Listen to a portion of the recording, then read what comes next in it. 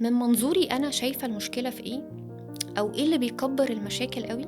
اللي بيكبر المشكلة هو الزوج. هو بيقدر يحتوي الموقف أو يكبره. أوقات كتير أزواج بتبقى هي مش هقول شخصيتها ضعيفة، لأ، هي بتبقى حاسة إن أنا أمي ما ينفعش أزعلها، وده أبويا راجل كبير ما ينفعش أزعله.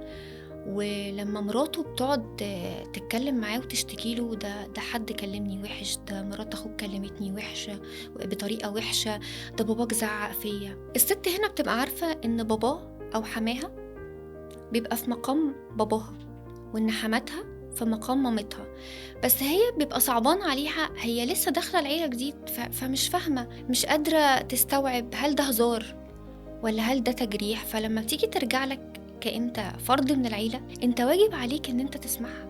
انا ما قلتلكش اغلط في امك ولا اغلط في ابوك، بالعكس، انت سماعك للمشكلة منها هو قادر يحل 90% منها، لان هي فهمت ان هي ليها ظهر وسند.